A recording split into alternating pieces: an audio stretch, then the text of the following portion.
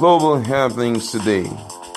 We communicate, we analyze global news. Stay tuned. Hello, beautiful people. Welcome back to Global Happenings Today YouTube channel. As the days are gradually getting closer to May 29, it's becoming increasingly very clear to Southeastern politicians that this may just go beyond political affiliation. It may go beyond party affiliation. There could be a deeper issue or deeper ideology behind all this, as Governor Ikpeazu is beginning to cry out over what he has noticed over time. I guess some of the average Southeasterners have been saying this, but they do not understand. But the moment we're going to find out what is said that is, raising dust all over. Well, before we go into the news proper, kindly subscribe to our channel by clicking on the red subscribe button. Beside it, you see bell notification icon. Please go ahead, click on it to get notified as soon as we update our channel on YouTube. Well, Governor Ikpeazu of Abia State has said there was a deliberate attempt by powers that be to deny Igbo the opportunity of superintending over the affairs of Nigeria. There was a deliberate attempt by powers that be to deny Igbo the opportunity to superintend over the affairs of the country. The governor, who made the remark when he hosted the leadership of Nzukwo, a pan-Igbo political organization in his Umuabiakwo palatial country home, charged Igbo to be united as a people and collectively advance the cause of the people. Governor Ikpeazu said that time had come for Igbo to become intentional about their strategic disposition in Nigeria. Ikpeazu recalled that Igbo had made immense contributions to national development as they are found in every part of Nigeria, but regretted that the conspiracy around the Igbos was very, very grave. He made a case for Igbo to leverage on their unity, compromise and understanding to craft and construct a pathway towards their political liberation. According to a press statement issued by his chief press secretary, Mr. Onyebuchi Ememanka, the time has come for Igbo to be united against their common enemy instead of being divided against themselves.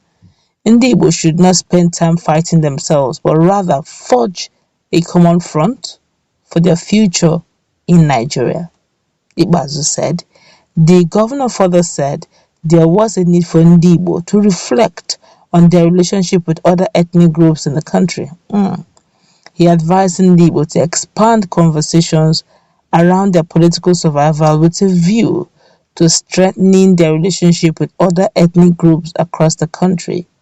Ikpeazu, who failed his bid to go to the Senate after losing to the incumbent Senator Enyinnaya Abaribe, pledged his unflinching support for Nzukwo. Earlier in his speech, the leader of the delegation, Chukwu, said their visit to the governor was to further discuss with him on the way forward for Igbo. He said it was time for Igbo to come together and speak as one people. The former national vice chairman, People's Democratic Party (PDP) Southeast, explained that Nzukwo is a political but not a partisan organization. He lauded Ikpeazu for his courage to congratulate the Abia governor-elect Dr. Alex Otti on his victory, as well as for urging other candidates not to distract him with court litigations. Former Minister of Women Affairs Inyom Josephine Ania was also on the delegation. Wow, this is an eye-opener. This is, should I call it sober reflection? It took him 8 years to discover that Igbos need to have a political pathway. And some persons may say this is exactly what Mazi Nnamdi Kanu has been saying. I don't know about that for now. But I do believe that with what is playing out, one would, in all honesty, want to think towards that part. Because if you check, each time it comes to the issue of Peter Obi, he has not even said anything that is what castigating him over. Propagandas have been raged against him. And in his campaign, has always said, "Don't vote me because I'm from Southeast. Don't vote me because I am an IgboMan, or it is my turn." He said it's not anybody's turn; it's the turn of Nigerians. Vote me because you see me capable. Vote me because you feel I'm competent. Vote me because I've got integrity. Go vote me because I got my past record to speak for me and all that. And my leadership skills and all that. And even at that, they still call him out for what he didn't even say. And now it's even becoming increasingly glaring. But one thing is unique. And no matter what you would say about this, those who know his capacity, his integrity would agree with him. Some persons will say if he's not from a particular uh, region, would they not have voted him in? If he was from a particular region, would they have also given him all the support he needed?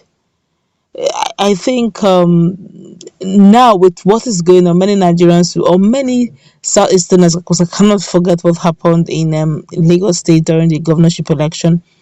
At some point, they now elected and the new president general of Ohanes and Igbo, that's Sir Wanyan, Chief Wanyan himself. At some point, got very angry that they had a meeting with Igbos in diaspora and in Nigeria stakeholders, and they all agreed that such a thing that happened in Lagos State should not happen again. In fact, they called it Odemena, meaning it shouldn't happen again.